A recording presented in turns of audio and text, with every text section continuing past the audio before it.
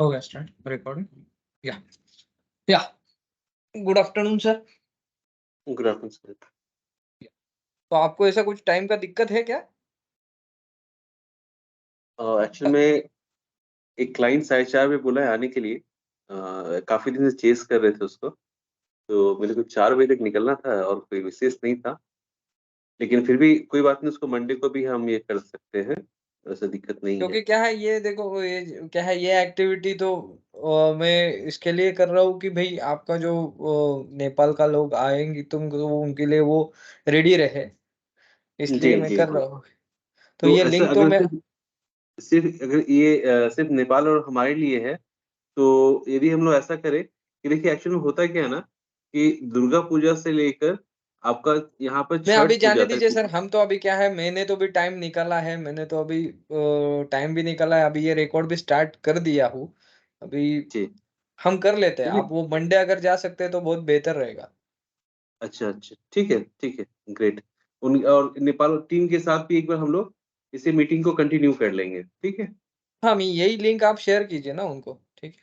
ठीक है, sure, sure. हुँ, तो मैं अभी ठीक है। जस्ट पहले से ही बताता हूँ, पहले मेरा इंट्रोडक्शन देता हूँ। मैं प्रसाद मोए हूँ, बीई केमिकल।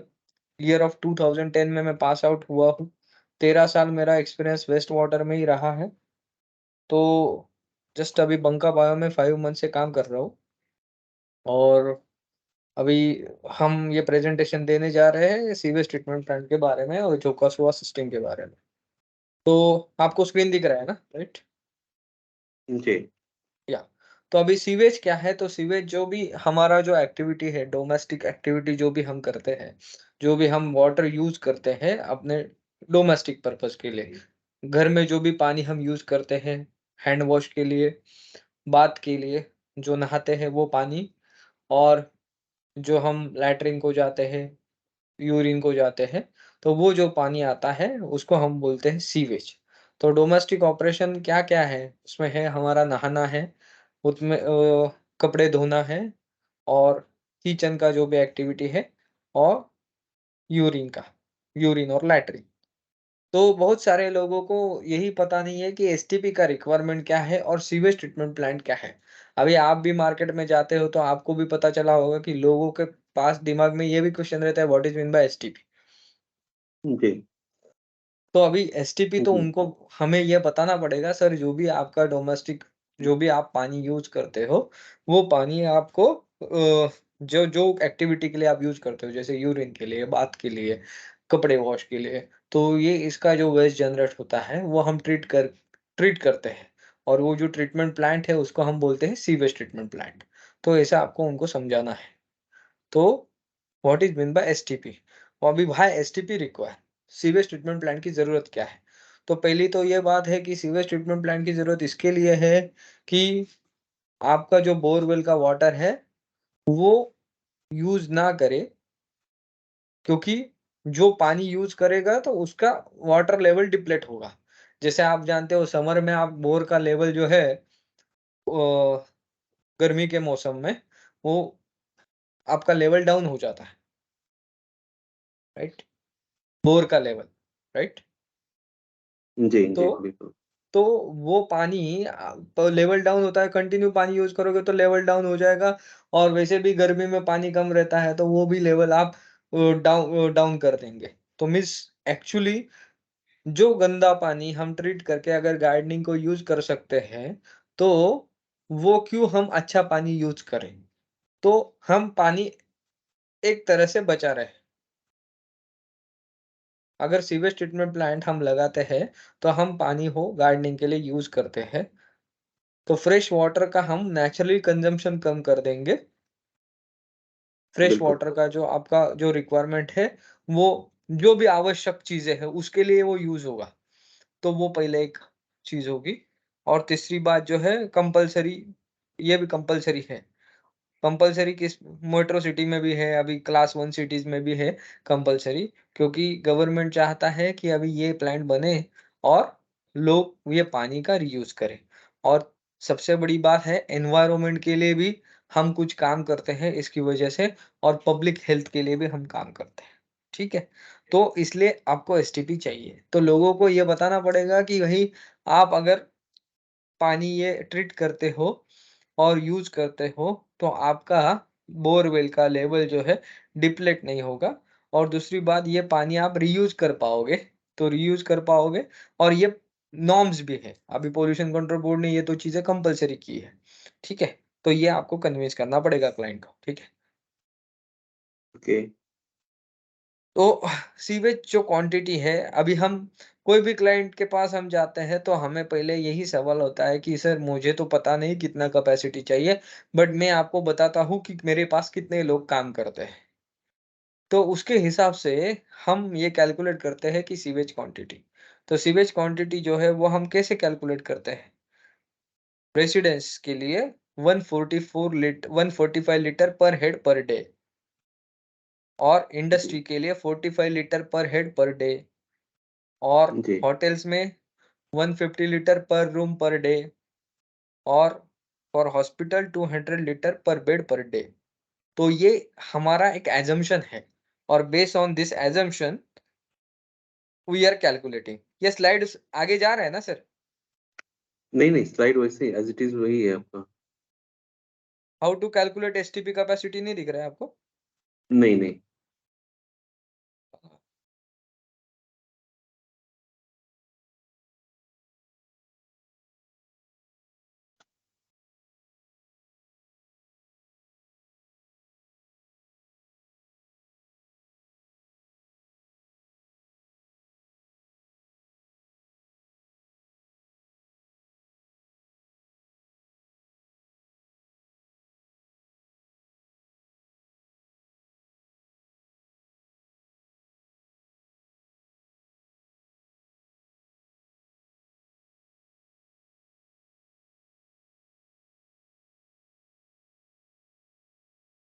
अभी आया। अभी कुछ स्क्रीन डिस्प्ले हो रहा है ब्लू रंग का।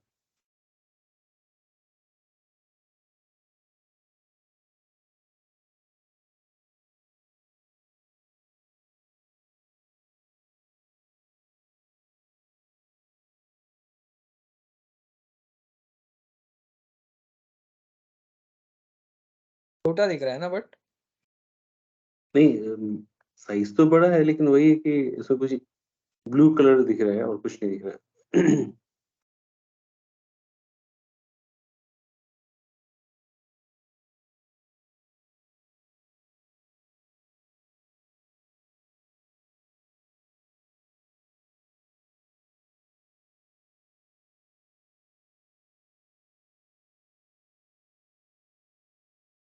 हाँ 2 मिनट आइए ना जरा।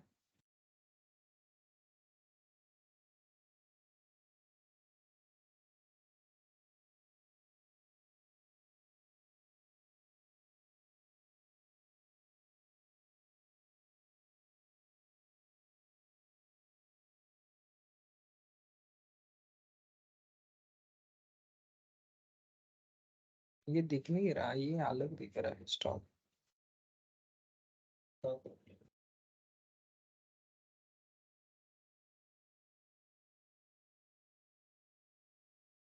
इसमें से क्या करना? शेयर करना है। नया खोलो। शेयर में आओ, ओपन करो ये। शेयर में आओ। कौन सा वाला है यहाँ पे? विंडोज। कौन सा है?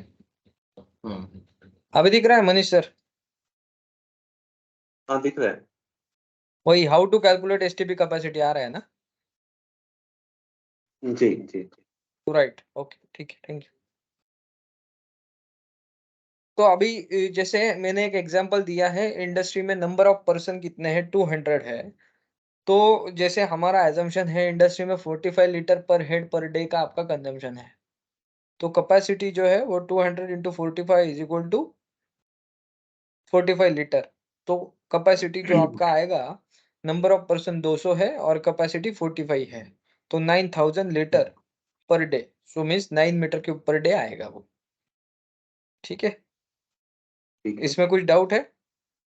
नहीं, या नहीं। अभी रेसिडेंशियल बिल्डिंग में सपोज नंबर ऑफ फ्लैट्स 100 है, तो हमारा assumption क्या है?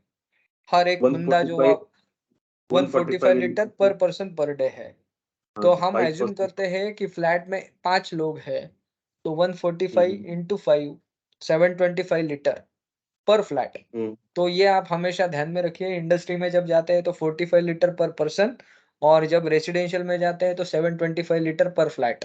तो ये कैलकुलेशन के लिए आसान हो जाता है। ठीक है? तो जी, 725 लीटर पर फ्लैट इंटू 100 हो गया आपका, कैपेसिटी आपको मिल गया है एसटीपी का, राइट? नेक्स्ट ठीक, स्लाइड आ ठीक। रहा है? हाँ, आ गया। Type of sewage. अभी आपको क्लाइंट हमेशा गुमराह करने की ट्राई करता है कि बोलता है मेरे पास ग्रे वाटर है, मेरे पास ब्लैक वाटर है। तो ब्लैक वाटर जो है, तो ब्लैक वाटर जो आता है हमेशा टॉयलेट और यूरिन से ही आता है, और ग्रे वाटर जो आता है वो किचन, बाथरूम और वॉशिंग मशीन या कपड़े वॉश करने के बाद जो आता है उसको ग्रे वाटर बोलते हैं। तो grey hmm, hmm, water and black water का जो कॉम्बिनेशन है उसको हम बोलते हैं सीवेज। हुँ, जी, ठीक है? तो ये हमेशा ध्यान में रखिए कि ब्लैक वाटर अगर खाली ब्लैक वाटर है, तो उसको हमें बायोडाइजेस्टर पहले देना पड़ेगा और फिर एसटीपी देना पड़ेगा। और उसको ये दोनों का कॉम्बिनेशन है, grey water plus black water, तो हम डायरेक्टली एसटीपी दे सकते हैं। ठीक है? अच्छा। तो अभी ये बेसिक टर्मिनोलॉजी में अभी बाद में आपको बताता हूँ, बेसिक टर्मिनोलॉजी। पहले मैं फ़ोकस करना चाहूँगा अपने पीएनआईडी पे। अभी ये हुँ, सीवेज ट्रीटमेंट प्लांट का जो है वो टिपिकल प्रोसेस फ्लो डायग्राम है।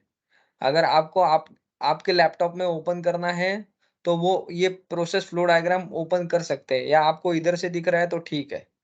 दिख रहा है हुँ, आपको? हुँ, ठीक है, दिख रहा है। आपको अगर लैपटॉप में भी आपके ओपन करना है तो कर सकते हैं। हुँ, हुँ, तो पहले तो बात ये है, सीवेज जो है बार स्क्रीन से पास होके आता है, और हुँ, बार स्क्रीन में हम फ्लोटिंग मटेरियल निकालते हैं। तो जी, कोई भी सीवेज ट्रीटमेंट प्लांट या कोई भी इफ्लुएंट ट्रीटमेंट प्लांट, एसटीपी रहने दीजिए या ईटीपी रहने दीजिए, उसमें हमें 2-3 चीज़ें जो है वो हमेशा कंपल्सरी करनी पड़ती है, और जो ट्रीटमेंट है वो ऐसा है: primary treatment, secondary treatment and tertiary treatment. कोई भी वेस्ट वाटर आपको ट्रीट करना है तो ये 3 ट्रीटमेंट से ही वो ट्रीट करना पड़ता है। अगर ये 3 ट्रीटमेंट में से एक भी ट्रीटमेंट एलिमिनेट है, तो हम उसको बोल सकते हैं कि ये अप टू द मार्क नहीं है। ओके? और ये जी। एप्लीकेशन वाइज़ वेरी भी हो सकता है कि आपका एप्लीकेशन क्या है, आपका एंड यूज़ क्या है, ये treated water hmm, and hmm, use किसके लिए करना है, तो उसके हिसाब से ये ट्रीटमेंट डिसाइड की जाती है। तो पहले जो है वो प्राइमरी ट्रीटमेंट है। अभी प्राइमरी ट्रीटमेंट का जो मेन फंक्शन क्या है कि प्राइमरी ट्रीटमेंट में हम फ्लोटिंग मटेरियल रिमूव करते हैं। तो फ्लोटिंग मटेरियल रिमूव करना है तो क्या रिमूव करना है? पहले तो हमें फ्लोटिंग मटेरियल जो भी रैपर्स, गुटखा रैपर्स है, बिस्किट्स रैपर्स है, या जो भी पॉलीथीन बैग है, जो सरफेस पे फ्लोट होता है, वो हमें मैनुअल बार स्क्रीन से रिमूव करना है। तो ओके। मैनुअल बार स्क्रीन से जब कॉन्टैक्ट में वो आएगा, उसका जो बार स्पेसिंग रहता है, वो रहता है 10 एमएम। तो 10 एमएम के ऊपर अगर फ्लोटिंग मटेरियल रहेगा, वो तो उधर वो अटक जाएगा। बोले तो उससे बार स्क्रीन से वो पास नहीं 5 होगा, हाँ, और वो फ्लोटिंग मटेरियल निकाल सकते हैं। और फिर जो 10 एमएम के नीचे का पानी जो है, 10 एमएम के अगर नीचे के पार्टिकल्स है, तो वो आगे चले जाएँगे। अभी 10 एमएम ही क्यों? तो 10 एमएम इसके लिए ताकि हमारा पंप चोक ना हो। जो भी हम पंप यूज़ करते हैं, वो पंप हमारा चोक ना हो, इसके लिए हम पहले बार स्क्रीन देते हैं। तो बार स्क्रीन वो सेफ्टी है पंप के लिए, ओके? तो जी, बार स्क्रीन हम देते हैं सेफ्टी पॉइंट ऑफ व्यू, अपना पंप चोक ना हो, इसलिए फ्लोटिंग मटेरियल रिमूव करने के लिए बार स्क्रीन देते हैं। तो बार स्क्रीन में हम फ्लोटिंग मटेरियल रिमूव करते हैं। बाद में ऑयल एंड ग्रीस ट्रैप में हम रिमूव करते हैं फ्लोट ऑयल। जो भी सरफेस पे फ्लोटिंग ऑयल रहता है वो रिमूव करते हैं। अभी वो रिमूव करना भी इम्पोर्टेंट है। क्यों इम्पोर्टेंट है? क्योंकि वो एरिएशन टैंक में डिसॉल्व ऑक्सीजन होने नहीं देता। ऑक्सीजन ट्रांसफर एफिशिएंसी को घटाता है, और वो ऑक्सीजन ट्रांसफर एफिशिएंसी को अगर घटाता है, तो वो बायोलॉजिकल सिस्टम को डैमेज कर सकता है। इसलिए ऑयल एंड ग्रीस रिमूव करना इम्पोर्टेंट है। इसलिए ऑयल एंड ग्रीस ट्रैप देना इम्पोर्टेंट है। ये हुआ सेकंड। तो ये भी ओके। आपका प्राइमरी ट्रीटमेंट में ही आएगा। Bar screen, oil and grease trap और ग्रिट। हुँ। अभी ये ग्रिट अपने लिए एप्लीकेबल नहीं है क्योंकि ग्रिट जो है वो रिमूव करना पड़ता है बड़े-बड़े प्लांट में। तो अपने तो छोटे प्लांट है। तो वो ग्रिट ग्रिट मतलब टैंक, क्या हुआ?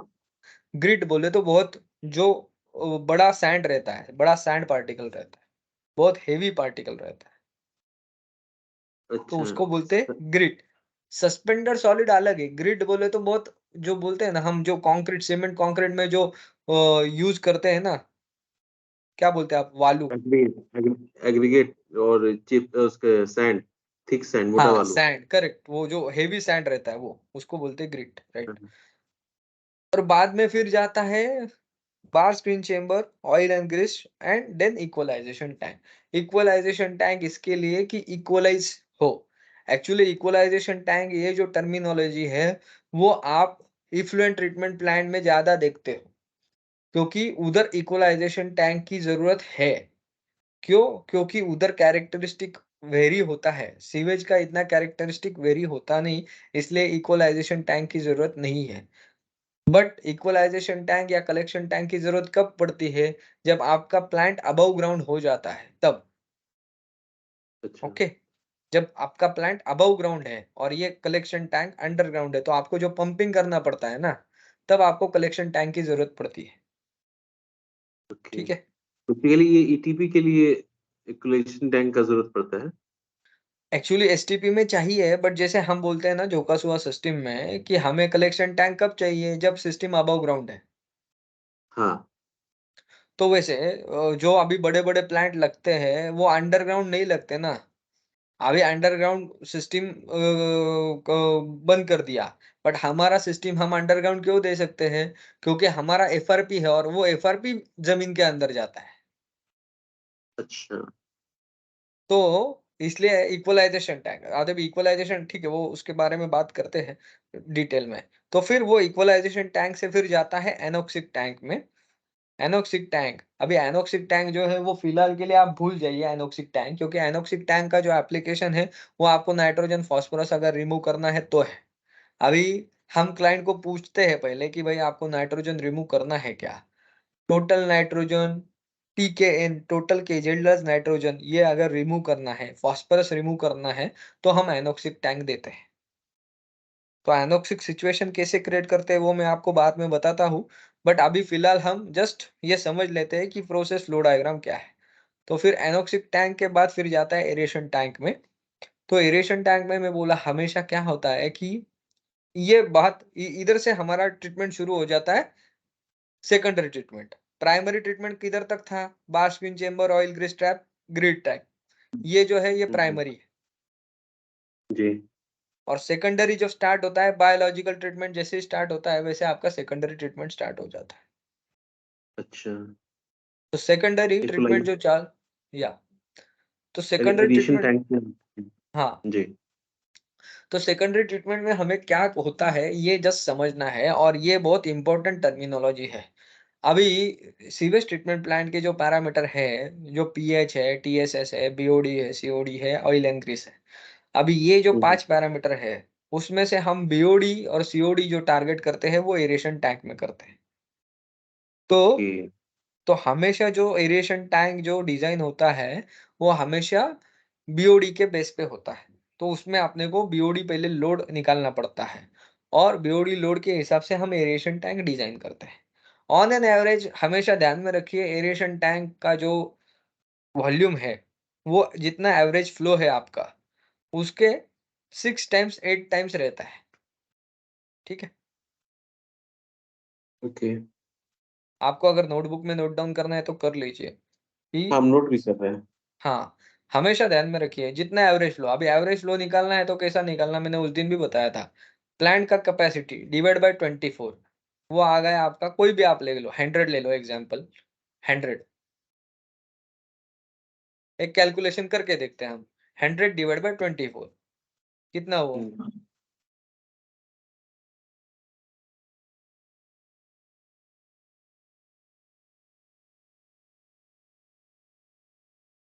हुँ, फो 4 हुआ 4.1। हाँ, तो 4.1 हुँ, हो गया एवरेज फ्लो हुँ, और हुँ। उसको अगर आप मल्टीप्लाई करते हैं 6 से 6 हुँ, कितना आ रहा है? 24 हाँ, तो वो 24 रहेगा आपका एरेशन टैंक का वॉल्यूम ऑन एन एवरेज, हुँ, ठीक है? तो ये एरेशन टैंक का वॉल्यूम इतना आएगा आपका। अभी ये एरेशन टैंक में होता क्या है कि आपका जो ऑर्गेनिक मैटर है, वो कहाँ है? आपके सीवेज में है। हुँ, तो sewage is nothing but a pollutant और बीओडी। पोल्यूटेंट, पोल्यूटेंट बोले तो जो है हमें पोल्यूटेंट ही कम करना है। पोल्यूटेंट माने तो बीओडी है आपका, हुँ, बराबर? हुँ, ये पोल्यूटेंट है। अभी बीओडी को कम करेगा कौन? बैक्टीरिया, जी, क्योंकि बैक्टीरिया का वो फूड है। ओके, तो बैक्टीरिया का अगर वो फूड है, तो वो फूड को वो खाएगा। जो फूड को वो खाएगा, तो नेचुरली क्या होगा? आपका डिग्रेडेशन होगा। बैक्टीरिया उसके ऊपर काम करेगा, उसका डिग्रेडेशन होगा और डिग्रेडेशन हुँ, होने के हुँ, बाद आपका बीओडी नेचुरली कम हो जाएगा। तो ओके, वो ये प्रोसेस स्टार्ट करने के लिए अपने को उसको क्या देना पड़ता है? एयर देना पड़ता है। अच्छा, एरिएशन टैंक में हमें उसको एयर देना पड़ता है। अभी एयर देंगे, क्यों देंगे? क्योंकि बैक्टीरिया को अपने को सर्वाइव करना है। ये बैक्टीरिया कौन-सा है? एरोबिक बैक्टीरिया है। एरोबिक हुँ, हुँ, बैक्टीरिया बोले तो जो बैक्टीरिया ऑक्सीजन लेके ज़िंदा रहता है, उसको बोलते हैं जी, एरोबिक बैक्टीरिया। तो अभी ये एरोबिक बैक्टीरिया जो है, वो आपको ज़िंदा रखना है। ज़िंदा क्यों रखना है? क्योंकि वो हमारे लिए काम करेगा। कैसे काम करेगा? हमारा पॉल्यूटेंट जो है सीवेज में, उसको कम हुँ, करेगा। तो वो बिल्कुल, रिएक्शन जो है सिंपल है, food plus O2 plus microorganism. Food बोले तो हुँ, हुँ, BOD plus okay, O2, O2 बोले तो ऑक्सीजन, जो ऑक्सीजन हम एयर ब्लोअर से देते हैं। Food hmm, hmm, plus O2 plus microorganism is equal to more micro hmm, organism plus CO2 and H2O।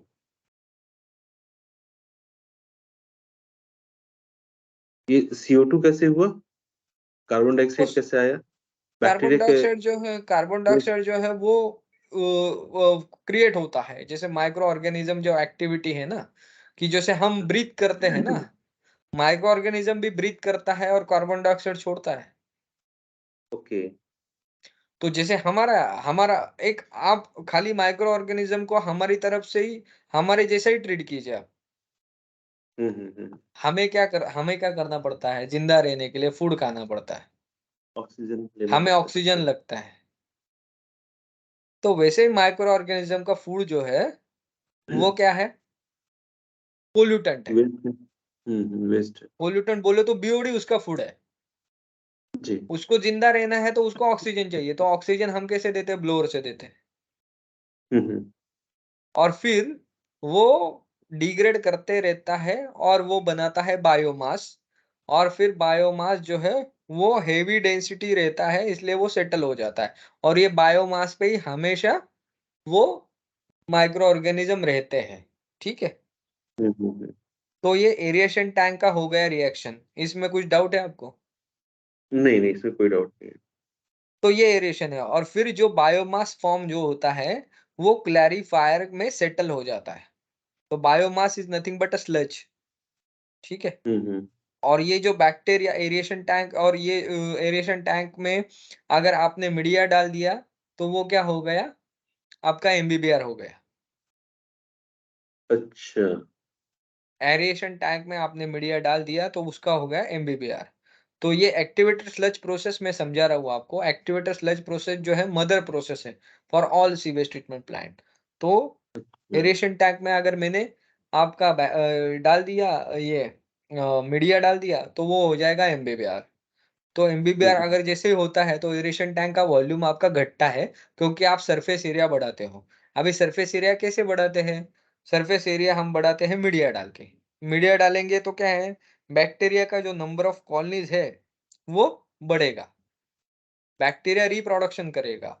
Bacteria reproduction करेगा तो नंबर ऑफ बैक्टीरिया ज़्यादा हो जाएँगे। जैसे मैंने आपको पहले रिएक्शन बताया कि food plus microorganism plus oxygen is equal to more microorganism. More microorganism बोले तो उनका वो काम ही है कि जो एक बैक्टीरिया कितना खा पाएगा, और जो भी बैक्टीरिया है उसको हमें मल्टीप्लिकेशन जब वो बैक्टीरिया का होगा तभी ज्यादा डिग्रेड होगा ना। बिल्कुल। तो उसलिए रिप्रोडक्शन आल्सो इम्पोर्टेंट। अगर रिप्रोडक्शन नहीं होगा तो आपका बैक्टीरिया का ग्रोथ होगा नहीं। तो वो ग्रोथ मतलब होने जो के लिए एक्स्ट्रा मीडिया इसमें जो मीडिया इनपुट कर रहे हैं, इसमें ये आपका इसका रिप्रोडक्शन मतलब कि वो उसका ये डेवलपमेंट होता है आपका बैक्टीरिया का, मीडिया के नहीं, माध्यम मीडिया बैक्टीरिया डालने से। बैक्टीरिया तो क्या है, मीडिया नहीं डालेंगे तो भी वो डेवलप होगा। हुँ, हुँ। बट वो क्या करता है, जब हम मीडिया डालते हैं तो बैक्टीरिया कॉलोनी वो मीडिया में आ जाता है, मीडिया पे हो जाता है। इसलिए हमें उसको हुँ, बोलते हैं हुँ। Attach growth process. अच्छा, अटैच। तो वो अटैच ग्रोथ हो जाता है। तो मीन्स वो तो सस्पेंडेड ग्रोथ भी है और अटैच ग्रोथ भी है, दोनों है। तो वो जो सरफेस एरिया हम बढ़ाते हैं मीडिया डाल के सरफेस एरिया बढ़ाया, तो आपका कम एरिया में आपका ज़्यादा बैक्टीरिया पॉपुलेशन बढ़ जाता है, ठीक है? जी। हुँ, हुँ। तो मेन जो है, जैसे गाड़ी में हम फिन्स बिठाते हैं, गाड़ी का जो इंजन है उसमें फिन्स बिठाते हैं। क्यों? क्योंकि हीट हुँ, ट्रांसफर जल्दी हो। तो हीट हुँ, ट्रांसफर हुँ। जल्दी क्यों होता है? क्योंकि हम उसका सरफेस एरिया बढ़ाते हैं। ठीक है। तो सिमिलर रिएक्शन इसमें होता है। और जैसे मैं बोला कि भाई ये जो रिप्रोडक्शन करते हैं, बैक्टीरिया रिप्रोडक्शन करता है, बैक्टीरिया जिंदा रहने के लिए ऑक्सीजन लेता है, और माइक्रो ऑर्गेनिज्म जो है वो एज अ बीओडी को जो है एज अ फूड यूज करता है। तो वैसे बैक्टीरिया मरता भी है। तो वो बैक्टीरिया मरता भी है, इसलिए हमें क्या करना पड़ता है, ये जो कल्चर है वो एक्टिवेट करने के लिए, हमेशा एक्टिवेट रहने के लिए कुछ स्लज वेस्ट भी करना पड़ता है, और कुछ स्लज रीसर्कुलेट भी करना पड़ता है। जो स्लज वेस्ट है उसमें हम सपोज अभी 50-50 हम बोल सकते हैं कि उसमें कुछ डेड बैक्टीरिया भी रहेगा और कुछ जिंदा बैक्टीरिया भी रहेगा। बट कुछ बैक्टीरिया है जो जिंदा है, वो हम वापस रीसर्कुलेट करते हैं, ताकि जो हमने जो प्रोसेस जो डेवलप किया है ड्यूरिंग कमिश्निंग हमने जो भी कल्चर डेवलप किया है, वो डिस्टर्ब ना हो, और जो प्रोसेस है वो फास्ट बनी रहे। मीन्स बैक्टीरिया का जो रिप्रोडक्शन है और बैक्टीरिया का जो पोल्यूटेंट ईट करने का जो चीज है वो हमेशा कंटिन्यू रहे, वो डिस्टर्ब ना हो साइकिल। इसलिए food to mass ratio maintain करने के लिए हम स्लज रिसर्कुलेट भी करते हैं और स्लज वेस्ट भी करते हैं। ओके, और वो जो होता है एरिएशन टैंक से जाता है वो क्लैरिफायर में, और क्लैरिफायर से हम कुछ स्लज वेस्ट भी करते हैं, और कुछ स्लज जो है वो हम रिसर्कुलेट करते हैं। आप इधर देख पाएंगे कि कुछ स्लज जा रहा है स्लज होल्डिंग टैंक में, और कुछ स्लज जा रहा है एनोक्सिक टैंक में। आप देख पा रहे हैं ना? हेलो? हाँ, नीचे में हाँ, यस नीचे आ रहा है। क्लेरिफायर से नीचे आपका आ रहा है ये ना? या तो ये हम बोलते हैं इसको कि स्लज रिसर्कुलेट करने की जरूरत क्यों है?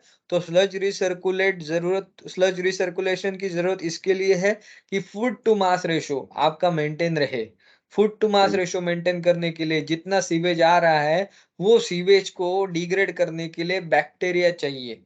हम सब अगर स्लज वेस्ट कर देंगे तो वो वापस नया स्लज फिर वापस स्लज को नया बैक्टीरिया और रिप्रोडक्शन ये जो करने के लिए बैक्टीरिया कहाँ रहेगा, सब स्लज निकाल देंगे तो।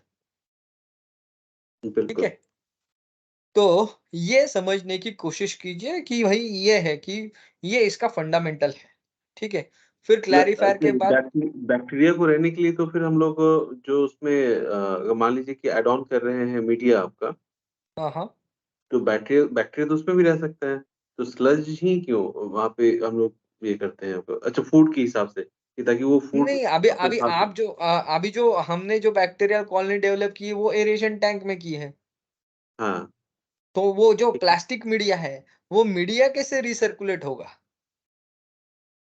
वो तो प्लास्टिक है ना। ओके, ठीक है, ठीक है। और वो पहली बात ये है कि भई वो आप फिर वो तो कंटिन्यू आपको चीज़ करनी पड़ेगी। प्लास्टिक मीडिया आपको हाथों से उठाना पड़ेगा और फिर वो रिसर्कुलेट करना पड़ेगा। ऐसा ओके। कोई पंप तो नहीं है जो प्लास्टिक फ्लो करके लेके जाएगा, तो ठीक राइट? है। Agree, agree. तो फिर क्लैरिफायर से जो आपका है जो हाई डेंस पार्टिकल्स या बायोमास है वो आपका सेटल हो जाएगा, वो स्लज रिसर्कुलेशन होगा और क्लैरिफायर का जो ओवरफ्लो है वो जाएगा आपका क्लैरिफाइड वाटर टैंक में, जो कलेक्शन टैंक है, और जो जाएगा हुँ, वो क्लोरीन डोज़ होके जाएगा, ठीक है? अच्छे से तो डोज़िंग ये हो रखा है। या तो क्लैरिफायर का जो ओवरफ्लो जो जाता है वो क्लैरिफाइड कलेक्शन टैंक में जाता है, इधर तक आपका सेकेंडरी ट्रीटमेंट खत्म हो गया। और हुँ, फिर हुँ, हुँ। अभी क्लोरीन कॉन्टैक्ट इधर पहले इन्होंने दिखाया है, बट ठीक है, क्लोरीन कॉन्टैक्ट जो है वो टर्शियरी ट्रीटमेंट में आएगा डिसइंफेक्शन के लिए, डिसइंफेक्शन और फिल्ट्रेशन। तो फिल्ट्रेशन और डिसइंफेक्शन ये पॉलिशिंग ट्रीटमेंट है, कि जो भी अभी बीओडी बचा है या जो भी माइक्रो ऑर्गेनिज्म बचे हैं, क्योंकि सुडोमोनास ये जो है बैक्टीरिया जो है वो रहता है, तो वो उसको बैक्टीरिया को अपने को किल करना है। क्योंकि अभी बैक्टीरिया का काम हो गया।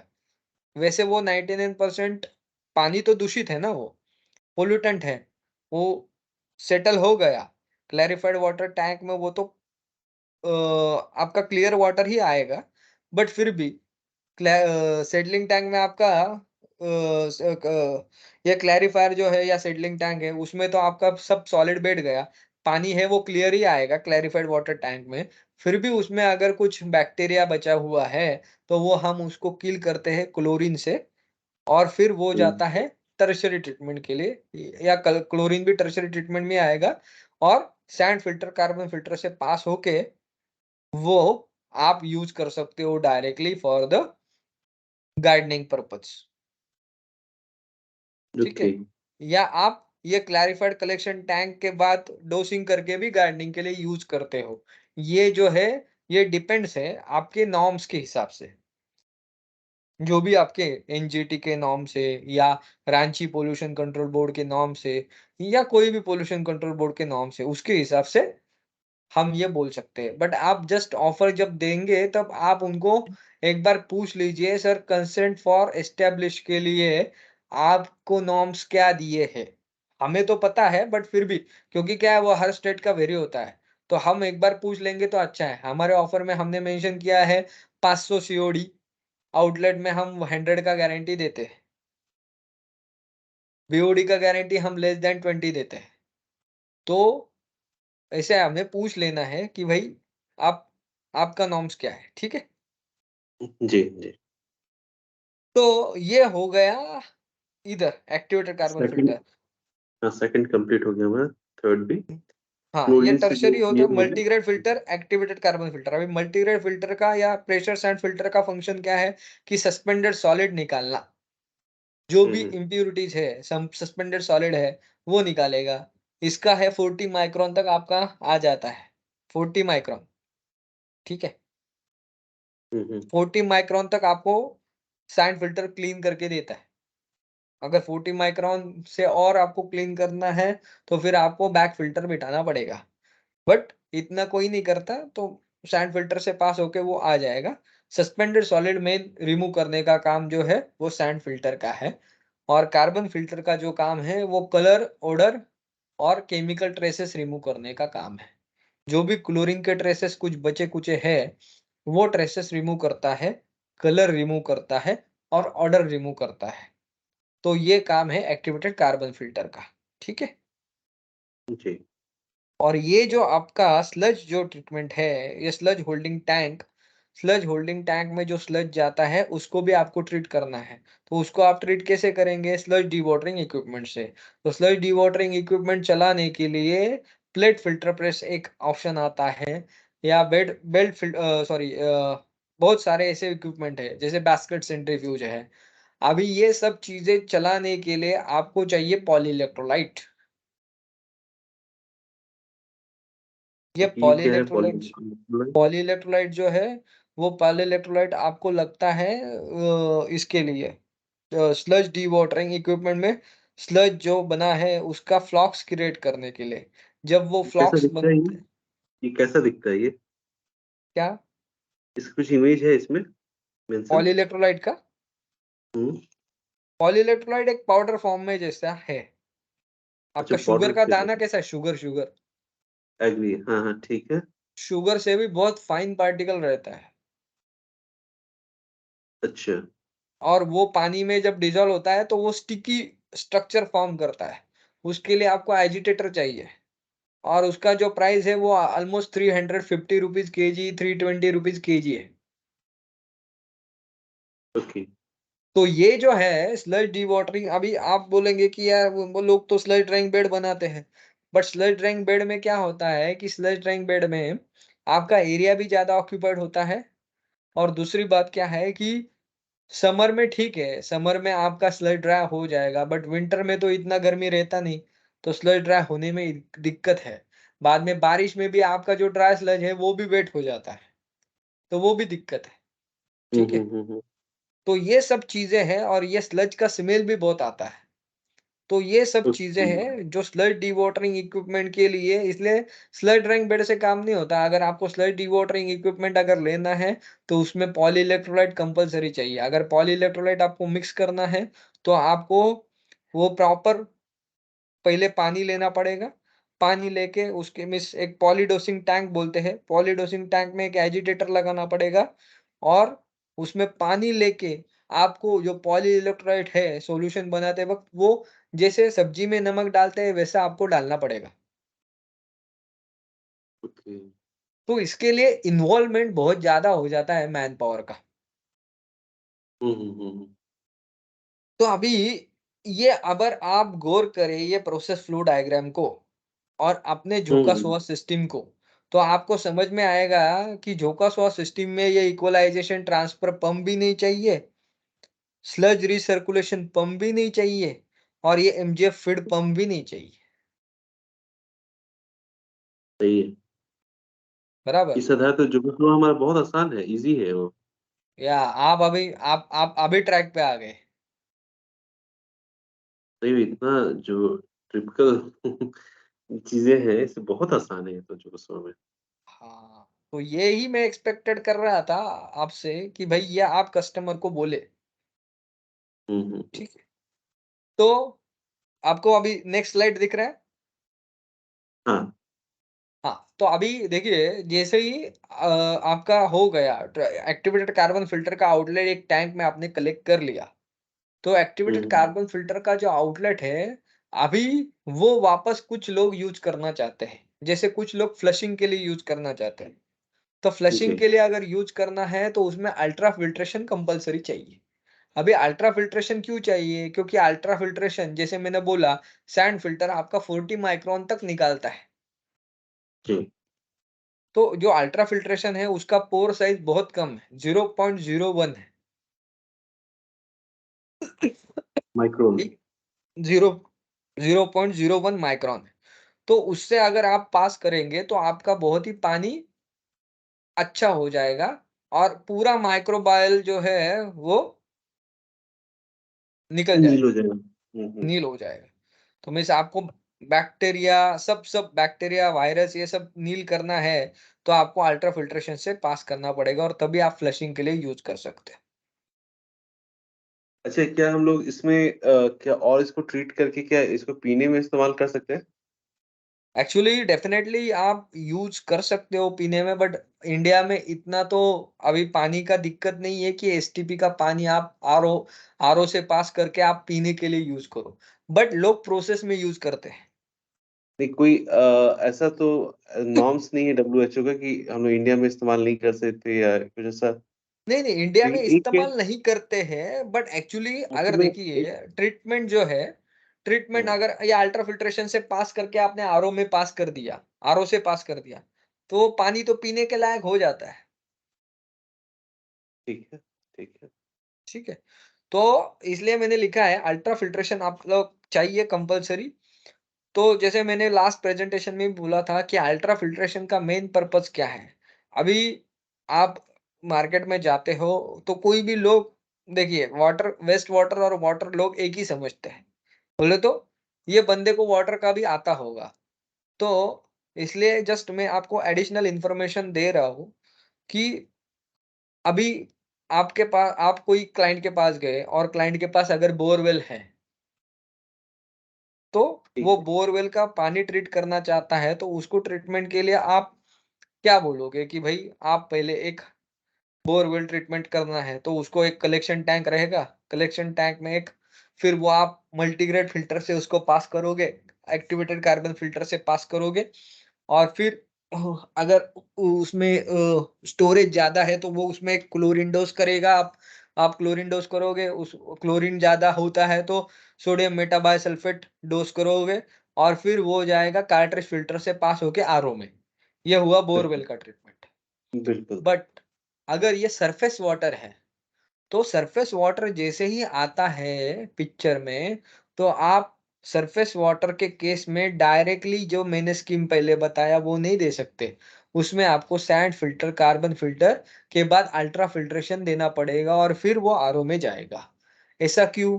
क्योंकि जो सरफेस वाटर बोले तो रिवर वाटर, उसमें सिल्ट हुँ, हुँ। ज़्यादा रहता है, सिल्ट एसडीआई।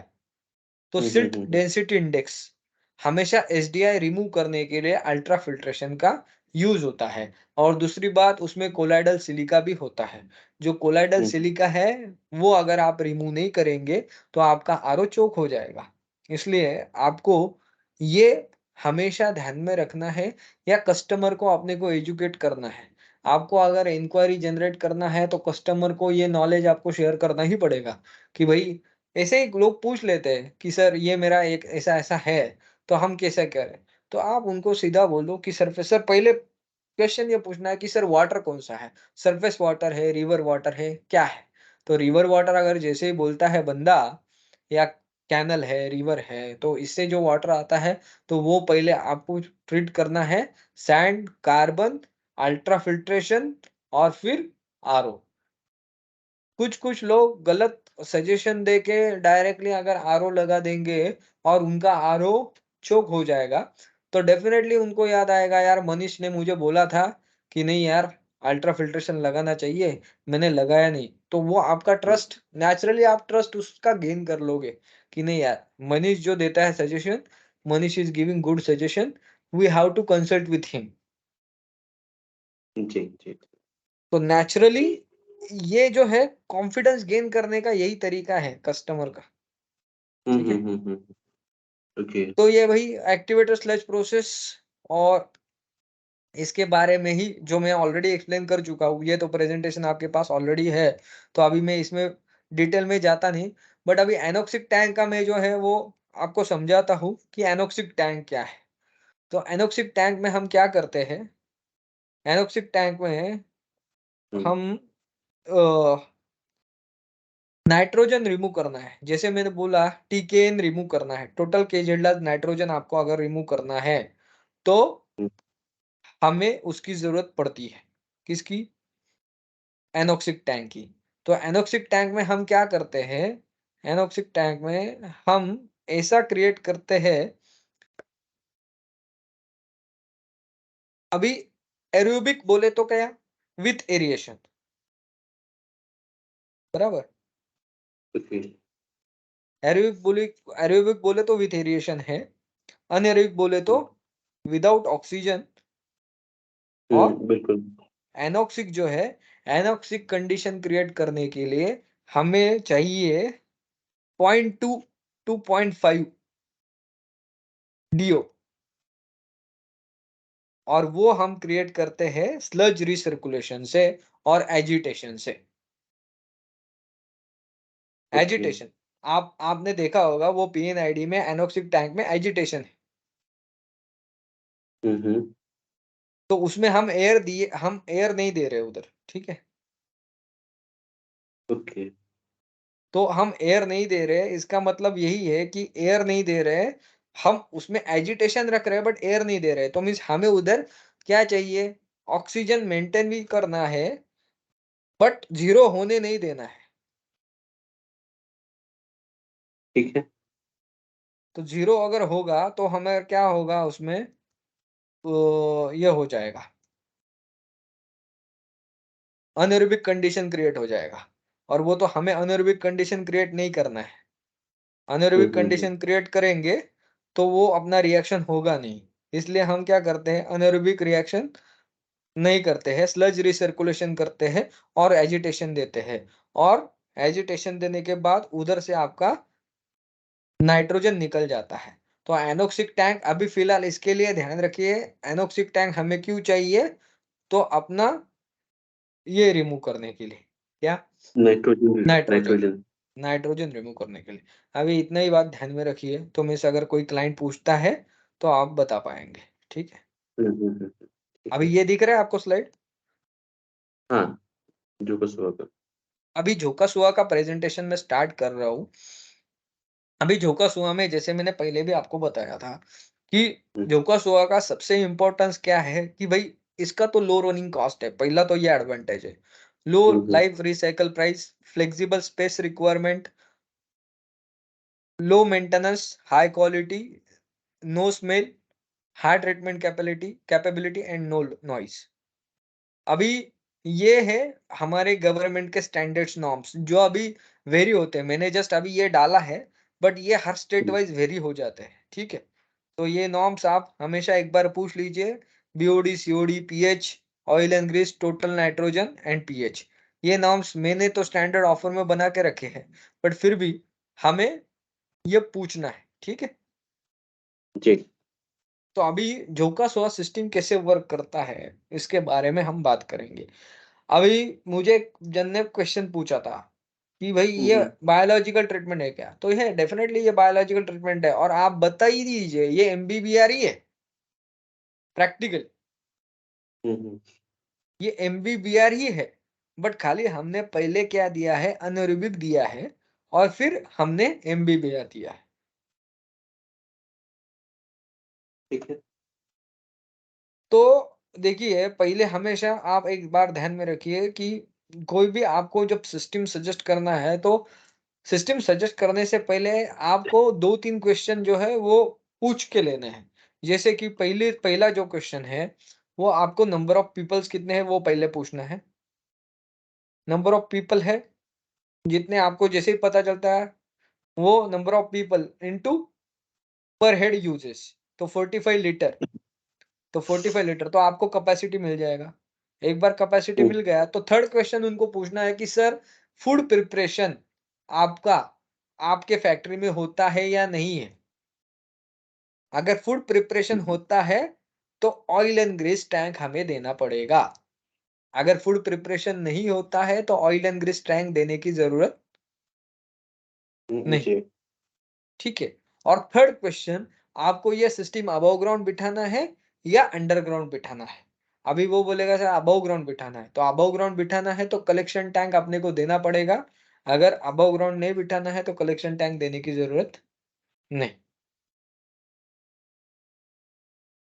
फर्स्ट क्वेश्चन क्या था हम लोग का? हाँ? फर्स्ट क्वेश्चन क्या था? फर्स्ट क्वेश्चन, कितने लोग हैं आपके यहाँ? ओके। दूसरा क्वेश्चन आपका कि आपके यहाँ फूड प्रिपेयर फूड होता है या फूड नहीं? हाँ, फूड ट्रीट होता है कि नहीं होता है? फूड प्रिपेयर होता है मीन्स कुछ भी कैंटीन है या नहीं? और थर्ड क्वेश्चन आपका रहेगा, आपका सिस्टम अंडरग्राउंड कितने बिठेगा या पॉइंट अबव ग्राउंड? हाँ, हाँ, अभी ठीक है। पहले जो हम ऑफर देते हैं वो हमेशा अंडरग्राउंड वाला ही ऑफर देते हैं। जो मैंने आपको स्टैंडर्ड फॉर्मेट बना के दिया है वो अंडरग्राउंड फॉर्मेट का ही दिया है। अगर वो ठीक बोलता है। है कि नहीं अबव ग्राउंड चाहिए, तो फिर ठीक है सर, आपको एक पंप ज़्यादा लगेगा उसमें।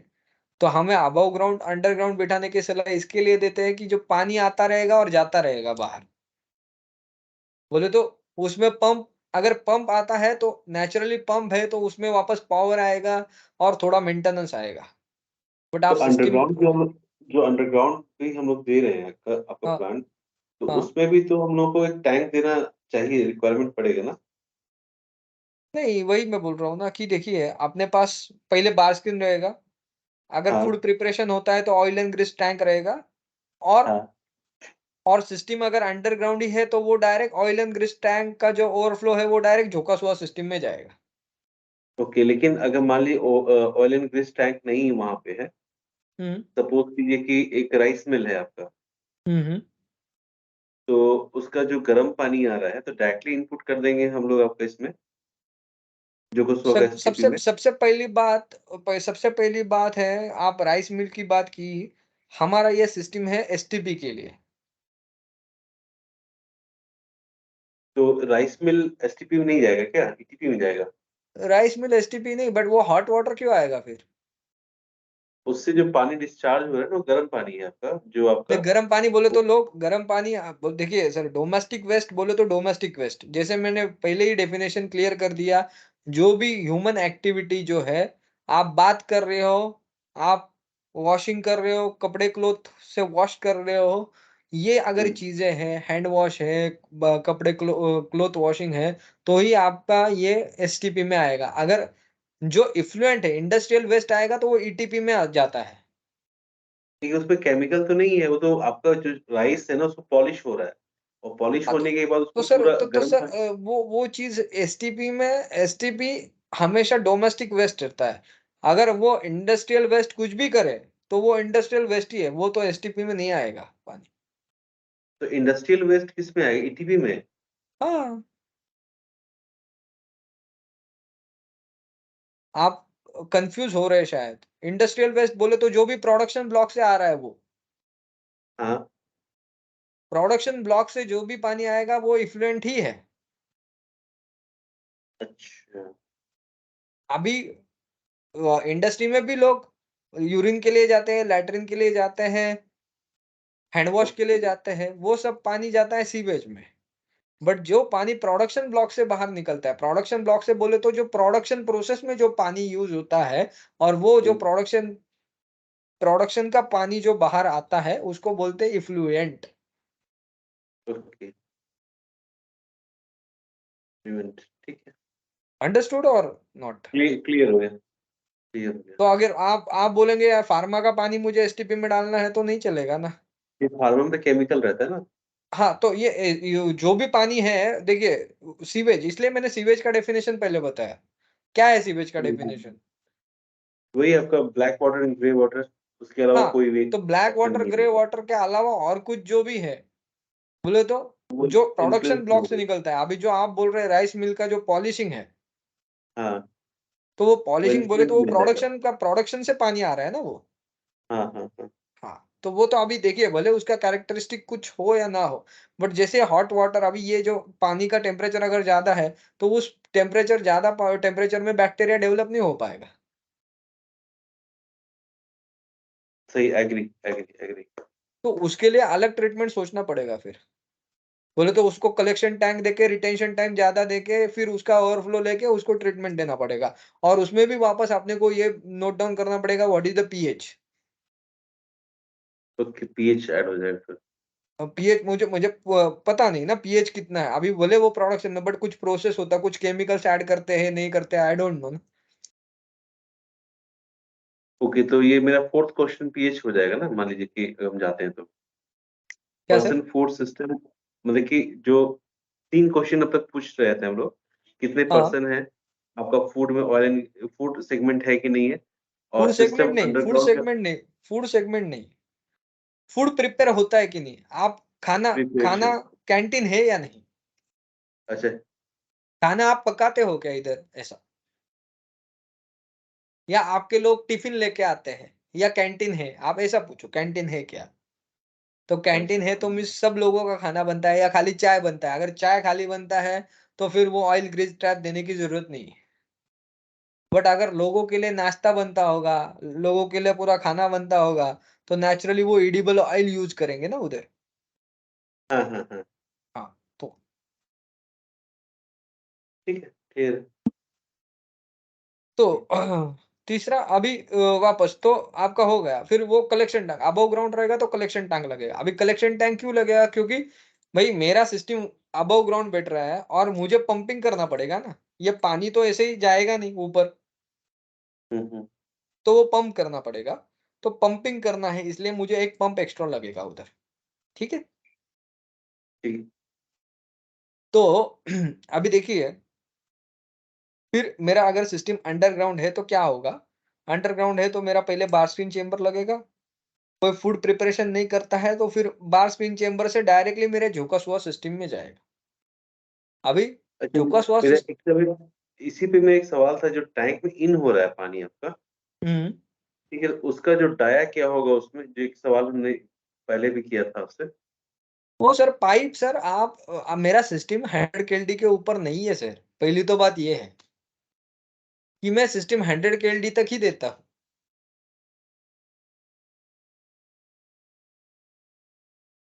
जो एसटीपी मान लीजिए कि हम लोग किसी इंडस्ट्री में लगा रहे हैं, हाँ। तो इंडस्ट्री में वेस्ट, हाँ ठीक है, इंडस्ट्री के लिए तो हम लोग को फिर वैसा, लेकिन फिर भी एक जो नॉर्मल जो साइज होता है 8 इंची 4 इंची, एज इट इज वही होगा ना, कि कुछ डिफरेंस रहता है उसमें? देखिए सर क्या है हमेशा लोग फ्लो जो इनलेट फ्लो है वो तो हमेशा आपका मैक्सिमम फ्लो कितना आएगा उसके हिसाब से पाइपलाइन डिज़ाइन होता है। तो मुझे 4 मीटर क्यूब फ्लो अगर मैक्सिमम मेरा जाएगा, जैसे मैं बोल रहा हूँ कि 4 metre cube per hour into 25 बोले तो वो 100 केएलडी हो गया। तो मैं 100 केएलडी का ही सिस्टम झोंका-सुआ देता हूँ, तो 4 मीटर क्यूब पर आवर का पानी जो है 6 इंच या 4 इंच के पाइप से ईज़िली जाएगा। ठीक। ठीक है? तो ये तो सवाल है ही नहीं मीन्स क्या है आपको वो टेंशन लेने की ज़रूरत नहीं, वो पाइप जो है वो कैलकुलेटेड है ऑलरेडी कि कितना मैक्सिमम फ्लो के हिसाब से वो जाएगा, ठीक है?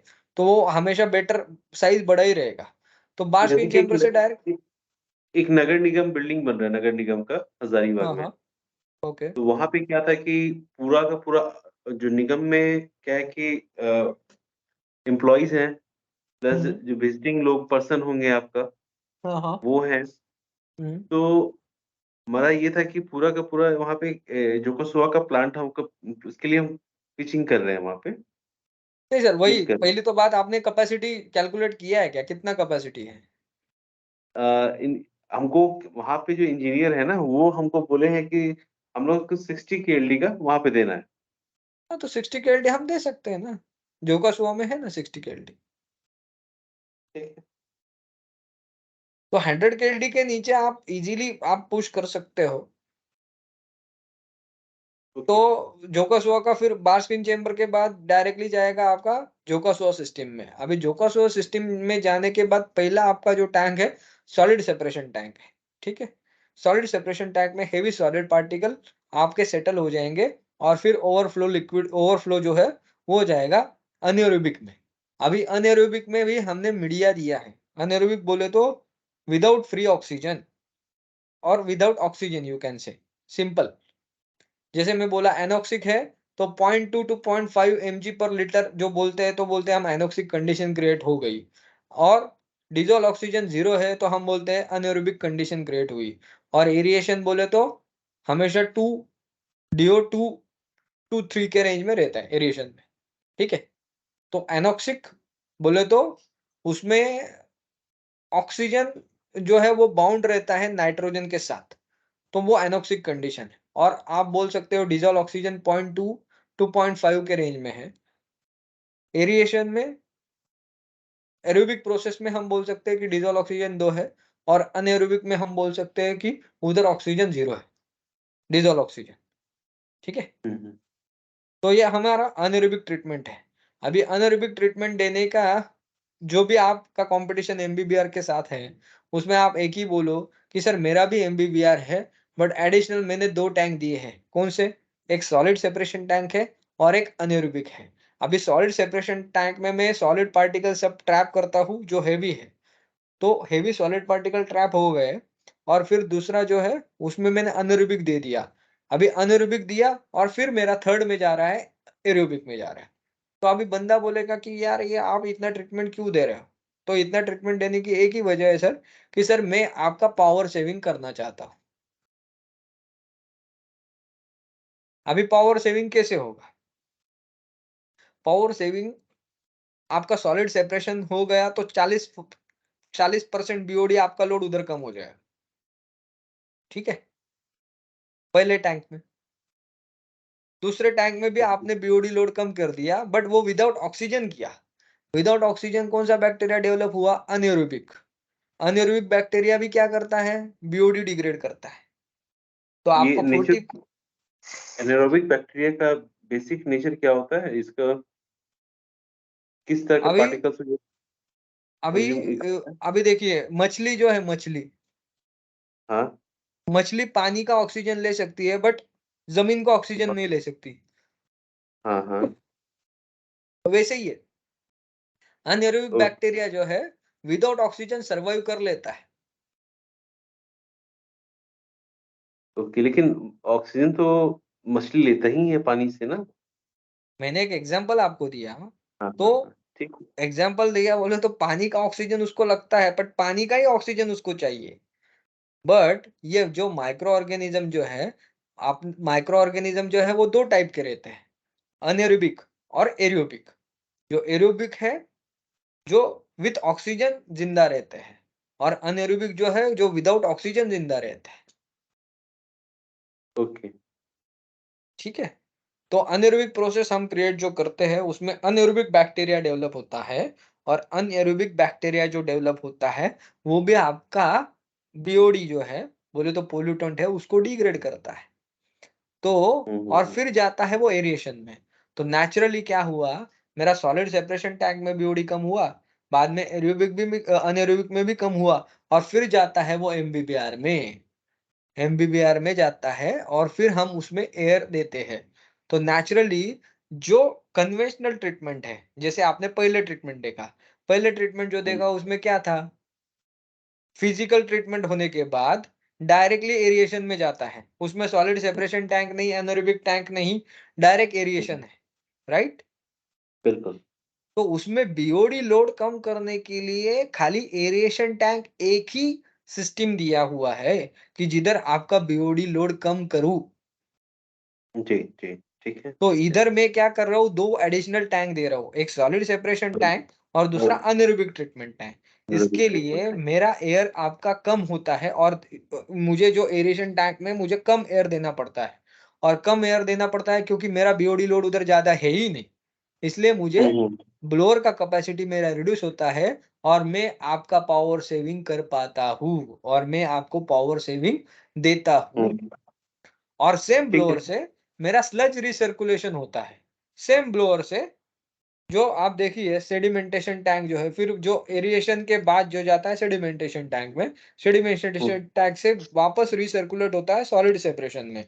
तो ये जो स्लज रिसर्कुलेशन है, वो भी विथ द सेम ब्लोअर हो रहा है।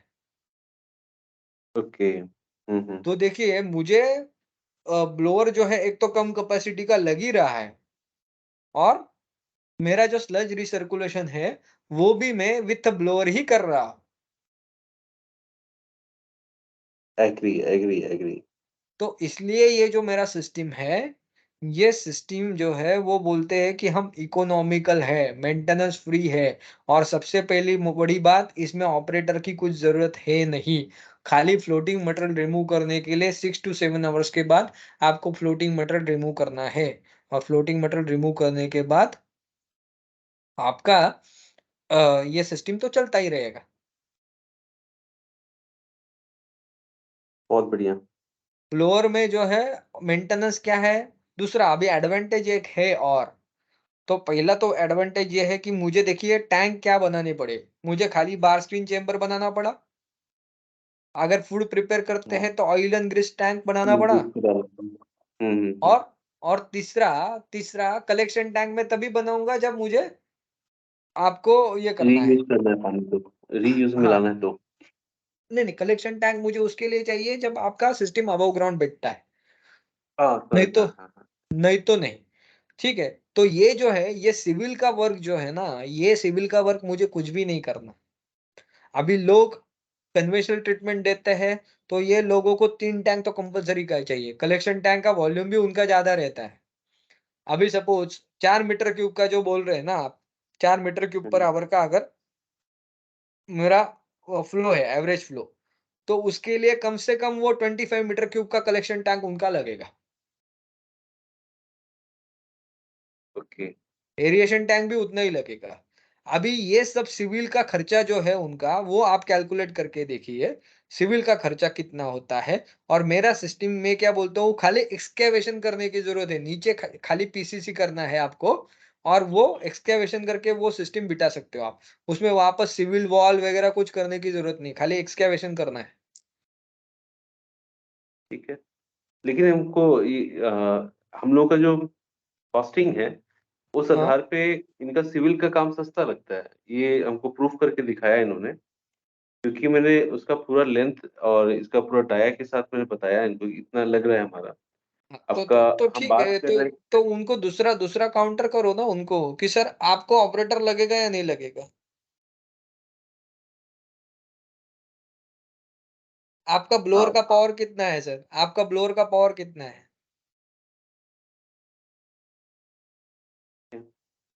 जनरली आप आप अभी तक आप जो एयर हम मिले थे डायफ्राम हाँ? जनरली जो मिले थे वो रियल एस्टेट के जो काम करने वाले उनसे मिले थे, जो हैंडओवर सोसाइटी कर दे रहे थे। हाँ। इसलिए फिर अब उसपे हम सवाल नहीं करना चाह रहे हैं, कि अभी इंडस्ट्री वालों से नहीं मिले हम, ठीक है हाँ, ना? नहीं ठीक है, बट ये एक्चुअली ये हाँ, तो देखिए सर, कोई भी सिस्टम बेचते हैं आप, कोई भी सिस्टम बेचते हैं या कोई भी सिस्टम आप जैसे क्वेश्चन का आंसर हमें कस्टमर को देना है, वैसे कुछ क्वेश्चन हमें भी पूछने हैं ना कस्टमर को, कि सर हुँ, हुँ। मैं आपको एक टेक्निकल कंपैरिज़न देना चाहता हूँ। भले ये ऑर्डर मैं लूज़ कर रहा हूँ, मुझे कोई दिक्कत नहीं, बट एक टेक्निकल कंपैरिज़न मुझे एक देने दीजिए। जस्ट टेक्निकल डिस्कशन के लिए मुझे बुलाइए सर। अभी टेक्निकल डिस्कशन में फिर ये चीज़ें क्लियर होती है कि आपका स्लज रिसर्कुलेशन है क्या? तो स्लज रिसर्कुलेशन के लिए एक पंप उनका एक्स्ट्रा रहता है। बाद में एक कलेक्शन टैंक उनका अबव ग्राउंड सिस्टम है तो एक पंप और लगता है। दूसरी बात ब्लोअर का पावर ज़्यादा है या ब्लोअर जो है उसमें नॉइज़ है। अपना जो ब्लोअर है वो एयर डायफ्राम ब्लोअर है। अपने एयर डायफ्राम ब्लोअर का नॉइज़ है ही नहीं, वो वाइब्रेशन है। जस्ट उसको हाथ लगाने के बाद समझता है कि वो चालू है। इतना स्लोली और स्मूथ चलता है वो। उसमें खाली फ़िल्टर है, वो फ़िल्टर खाली क्लीन करना है, वो भी 3 महीने के बाद। और जो बाकी कन्वेंशनल सिस्टम है, उसमें जो ब्लोअर लगा है, वो रूट्स टाइप ब्लोअर है, उसमें आरपीएम ज़्यादा है, उसको बेल्ट्स लगते हैं और उसको ऑयल भी बदलना पड़ता है। ये कंज्यूमेबल है। अभी ब्लोअर का पावर ही हमने उस दिन मैंने आपको जो कंपैरिज़न दिखाया, मेरा जो पावर पावर है 10 केएलडी के लिए, एक बंदे ने 3 एचपी का ब्लोअर दिया है और हुँ, मैं हुँ। कितना ब्लोअर का पावर दे रहा हूँ? 0.375 किलोवाट। तो 1 जी। साल का उसका जो सेविंग है 1,22,000 आ रहा है।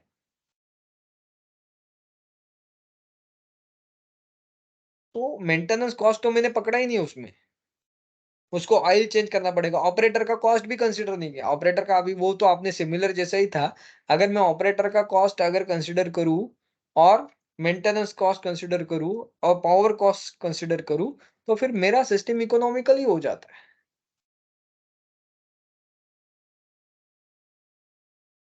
जैसे हम लॉन्ग टर्म में हम लोग का सस्ता काफ़ी पड़ता है।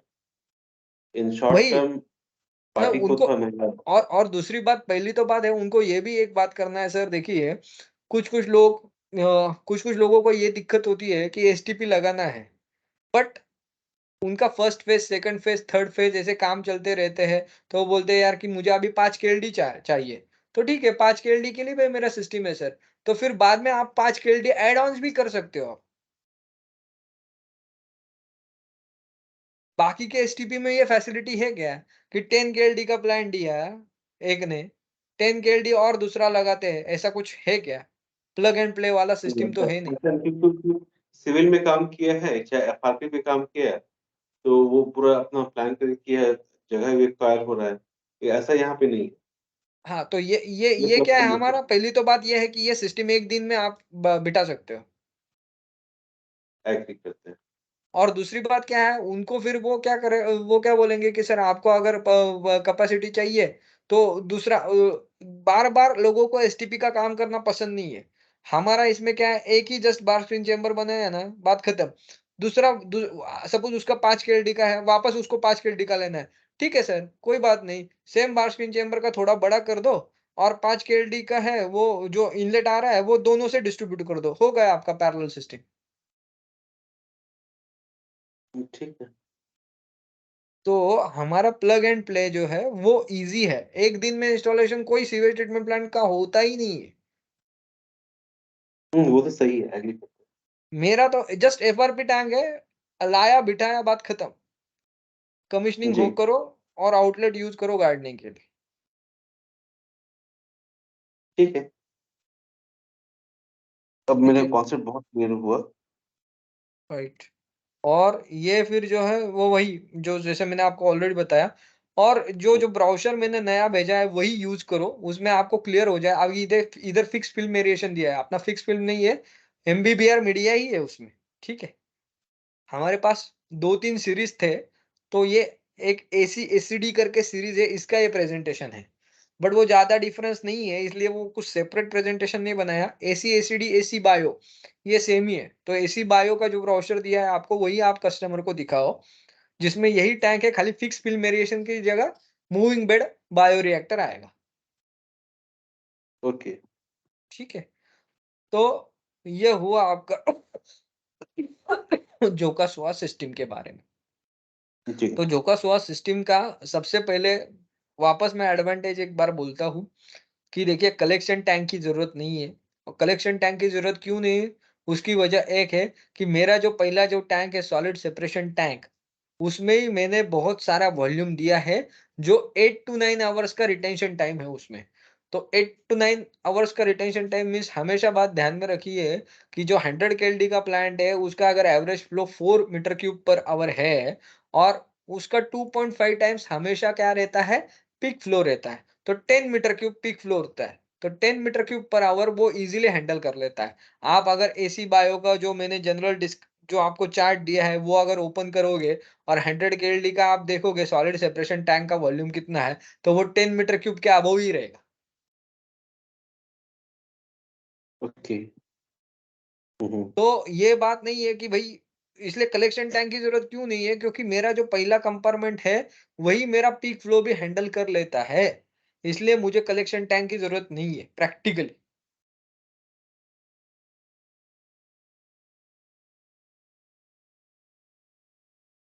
नहीं, सही है, अंडरस्टूड? सही है। हुँ, हुँ। तो average flow 2.5 time average flow के 2.5 टाइम्स हमेशा पीक फ्लो रहता है। 2.5 टू मैक्सिमम 3.5। ठीक है? ओके। तो हुँ, हुँ। उतना तो हमने रिटेंशन टाइम उधर तो दे ही दिया है। कलेक्शन टैंक का ठीक। इस कारण से हमें ज़रूरत नहीं पड़ता है। हाँ, तो कलेक्शन टैंक का ज़रूरत नहीं है और under hmm, but collection tank का ज़रूरत तब पड़ेगा जब सिस्टम अबव ग्राउंड है। ठीक है? अबव ग्राउंड है तो। ठीक है। ठीक। तो आपको अभी जोका-सोआ का पूरा क्लियर हो गया सर? हाँ, क्लियर हो गया पक्का। अभी इसमें कुछ अगर डाउट है तो आप डेफिनिटली पूछिए। अरे नहीं, नहीं, नहीं, ठीक है, ठीक है। ये बहुत ज़रूरी था जो आपने अभी बताया बेसिक चीज़ मेरा क्लियर नहीं था। तो ये तो इंस्टॉलेशंस है और आपको अभी मैंने वो फैक्ट्री में जो इंस्टॉलेशन हमने किया उसका भी फ़ोटो भेजा राइट? हाँ, आपने भेजा मुझे। वो भी आप दिखा सकते हो। ठीक है? जी, बिल्कुल। और अपना ये जो परफॉर्मेंस गारंटी है जैसे देखिए performance guarantee long life period 25 to 30 years है। ठीक है? हुँ, हुँ, हुँ। नहीं, इसको ये थोड़ा-सा कन्फ्यूज़न क्रिएट कर रहा था, तो हम बता दें कि कंपनी की तरफ से 30 इयर्स तक का बोला जाता है, लेकिन आपका एफआरपी टैंक है और ये खराब नहीं होना है। एक सिंटेक्स जो छत पे रखते हैं, लॉन्ग लाइफ चलता है, तो इस टैंक को लॉन्ग लाइफ ज़मीन के चलता अंदर है। तो 30 इयर्स खराब बोले तो क्या है ये कंपनी की तरफ से गारंटी अगर देखिए 30 इयर्स है अभी 30 इयर्स का कंपनी होल्ड हुआ ही नहीं। 30 इयर्स के क्या बाद हुआ वो अपने को भी पता नहीं। बट कोई भी चीज़ है तो उसका एक पीरियड रहता है कि हाँ, 30 लाइफ इयर्स का होती है जो कंपनी ने इतना लाइफ बोला लेकिन लाइफ लॉन्ग रहता है, इसमें कोई दिक्कत नहीं आता। बट हाँ, लुकआउट कंपनी 30 इयर्स तक बोलती है, इसमें कोई दिक्कत नहीं आना है। राइट। तो हम थोड़ा-सा तो ये कन्विंस देखिए कर दिए, बीच में थोड़ा दिक्कत हुआ था। या नहीं, नहीं कोई इश्यू नहीं और ये ब्लोअर है। अभी आपको लिंक भी भेजा है मैंने वो लिंक भी आप शेयर कीजिए लोगों के साथ। लिंक हुँ, देखा हुँ, ना हुँ। आपने? एक्वानिशियरा का। हाँ, वो लिंक देखा था मैंने। हाँ। ये डायफ्राम एयर ब्लोअर का ये इमेज दिखाओ आप। ये इतना छोटा ब्लोअर है। हुँ, हुँ, हुँ। और तीसरी बात मैं बताना भूल गया कि देखिए सेडिमेंटेशन टैंक जो है उसमें जो स्लज रिसर्कुलेशन होता है और जो क्लियर वाटर जो है वो क्लोरीन के कांटेक्ट से पास होके जाता है। तो क्लोरीन कांटेक्ट होके डिसइंफेक्शन हो जाता है। तो इसमें टैबलेट है वापस क्लोरीन टैबलेट है। क्लोरीन डोसिंग पंप नहीं है, हाइपो डोसिंग पंप नहीं है, ठीक है?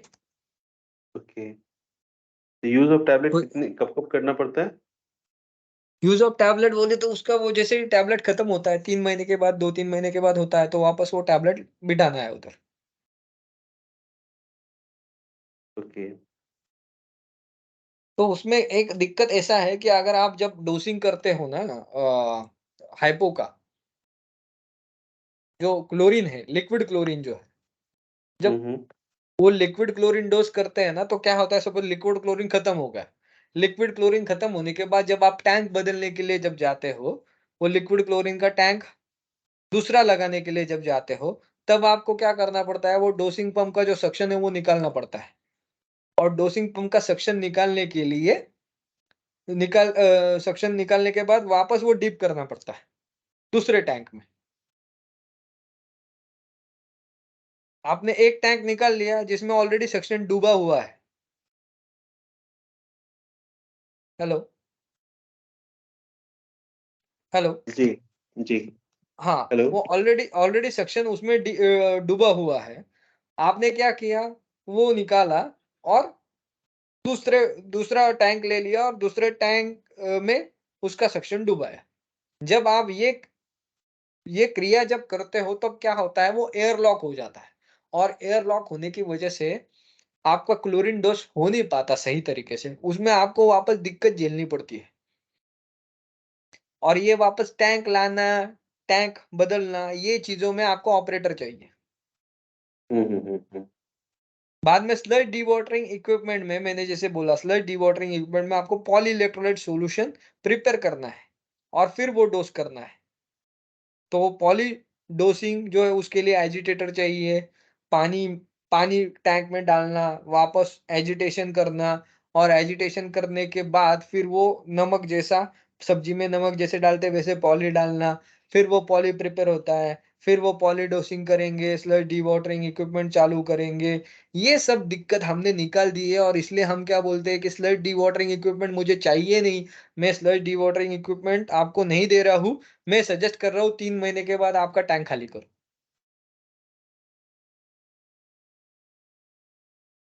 तो ये ईज़ी वे है या डिफ़िकल्ट वे है? नहीं, ये बहुत ईज़ी है। तो ये जो स्लज का जो जॉब है ना, sludge handling is very hectic job. पहली तो बात ये ध्यान में रखिए और ये क्लाइंट को बताना है कि भैया आप जो सिस्टम ले रहे हो उसमें स्लज डिवॉटरिंग इक्विपमेंट रहेगा ना सर? वो बोलेंगे नहीं हमारा स्लज ड्राइंग बेड है। तो उनको बोलना पड़ेगा सर स्लज ड्राइंग बेड है तो फिर आप विंटर में और जब ये मौसम आएगा, बारिश शुरू हो जाएगी, तो आप स्लज ड्राई कैसे करोगे? हुँ, हुँ, हुँ। पहली तो बात ये है वो तो एरिया बहुत ज़्यादा ऑक्यूपाइड कर लेता है और एरिया भी ऑक्यूपाइड करेगा और दूसरी बात क्या करेगा आपका स्लज भी वो स्मेल आते रहेगा। स्मेल भी आते रहेगा, बारिश में दिक्कत भी आएगा, ये सब प्रॉब्लमैटिक है चीज़ें। और ये बाद में पॉली इलेक्ट्रोलाइट का भी खर्चा है, ऑपरेटर भी एक्स्ट्रा लगेगा, मैन पावर इन्वॉल्वमेंट है। मेरे इसमें मैन पावर इन्वॉल्वमेंट है ही नहीं सर। हुँ, एग्री समझ में आ गया कि ये चीज़ हम लोग फैसिलिटी प्रोवाइड क दे रहे हैं हम लोगों को। तो आपको सर देखिए प्लग एंड प्ले सिस्टम चाहिए तो मेरे पास आइए। विदाउट हुँ, hectic, without operation, without any human interference अगर आपको सिस्टम चलाना है, तो ये सिस्टम बेस्ट है। आप कोई चीज़ ₹10 में लेते हैं, कोई चीज़ ₹15 में लेते हैं। अभी ₹15 में चीज़ लेनी है, तो आपको ₹15 की चीज़ ₹15 जैसे ही मिलेगी, जैसे आप में हेक्टिक नहीं रहेगा। अभी मैंने पल्सर गाड़ी लिया। क्यों लिया पल्सर गाड़ी? ट्रक भी जाएगा तो हिलता नहीं है गाड़ी। हुँ, हेवी हेवी ड्यूटी है। हेवी है, हेवी एवरेज कम है, बट मुझे हुँ, चलाते वक़्त आसानी है, मैं कंफर्टेबल हूँ। इसलिए आदमी पैसा ज़्यादा क्यों देता है?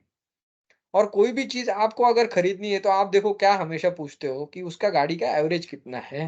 गाड़ी का एवरेज कितना है? गाड़ी का लाइफ़ कितना है? या गाड़ी में कुछ मेंटेनेंस है या नहीं? मेंटेनेंस सबसे ज़्यादा इम्पोर्टेंट है। जैसे मेरे सिस्टम में मेंटेनेंस नहीं है सर। किसी भी एंगल से आपको मेंटेनेंस इसमें दिख रहा है क्या? क्योंकि मूविंग पार्ट्स है ही नहीं। सही बात है, मूविंग पार्ट्स बिल्कुल नहीं है। मूविंग पार्ट्स है ही नहीं, किधर मूविंग पार्ट्स है? मैं अंडरग्राउंड अगर सिस्टम बिठा देता हूँ, तो मेरे पास मूविंग पार्ट्स क्या है बताइए? कुछ भी नहीं है। एयर ब्लोअर है, वो भी एयर डायफ्राम ब्लोअर है और उसमें खाली फ़िल्टर क्लीन करना है, उसमें लोब है ही नहीं। ठीक जो है, रूट्स ठीक ब्लोअर है। है, उसमें लोब रहता है और वो लोब का आरपीएम बहुत ज़्यादा रहता है, इसलिए उसको मेंटेनेंस बहुत आता है। हुँ, वही कि थोड़ा-सा हम लोग 100 केडली के ऊपर जाते ना, तो थोड़ा-सा और बेहतर रहता।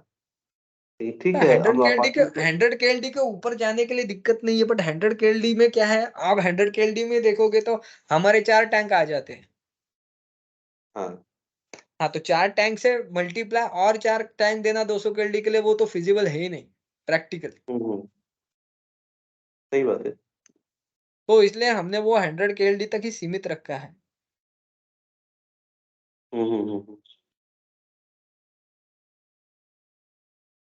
नहीं ठीक है। चलिए थैंक यू बहुत समय दिया आपने, ये बहुत ही बेहतरीन नॉलेज आपके द्वारा हमको मिला और को बहुत सारा कॉन्सेप्ट क्लियर हुआ हमको। ठीक है, तो वो प्रेज़ेंटेशन अभी ये लिंक मैं वापस क्रिएट करके आपको भेज देता हूँ जी, और जी। ये आप सर्कुलेट कीजिए ये लिंक और मैं भी आपको जो पहला लिंक दिया है, जो कंफर्टेबल हाँ, इंग्लिश में है, उसमें उसको वो इंग्लिश का शेयर कीजिए, जो कंफर्टेबल हिंदी में है, उसको हिंदी का शेयर कीजिए। ठीक है। प्लीज़। तो थैंक यू, ये थैंक एक्चुअली क्या है, मैं अभी देखो वो नेपाल के लोगों के लिए करना ही था, बट अभी हाँ, अनफॉर्च्यूनेटली वो अभी आज आ नहीं पाए, तो हाँ, कोई बात नहीं, नहीं। मैं बोला चलो ये लिंक क्रिएट कर लेते हैं, तो लॉन्ग टाइम के लिए ये सब हो जाएगा। ठीक है? नहीं बिल्कुल। अब ये कि इसको हम फॉरवर्ड कर भी देते हैं ना नेपाल के लिए, तो वो लोग भी समझ जाएँगे आपका। या, ठीक है। हाँ। और बाकी सर और कुछ बताइए? ठीक है, वो हम लोग फ़ोन पे बात कर लेंगे। ठीक है, okay, thank you. Thank you. మీరు ఫోన్‌లో మాట్లాడుతున్నారు. మీరు వెయిట్ చేయండి.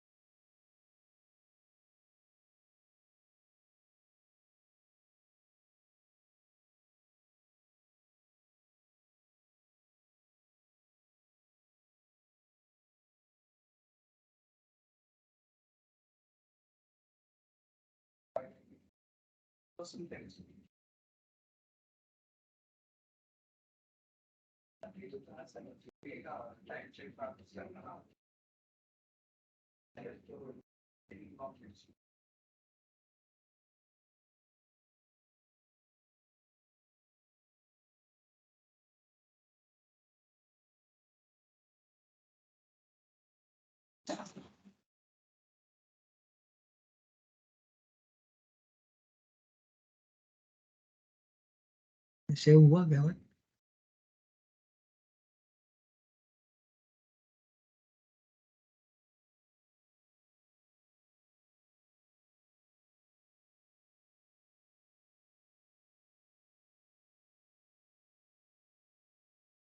तो स्टॉप कर दीजिए। वो सेव हुआ है क्या मेरे को देखिए। Record has been started. Stop कर दिया आपने? नहीं, मैंने कुछ नहीं किया। हुआ है ना बट रिकॉर्ड?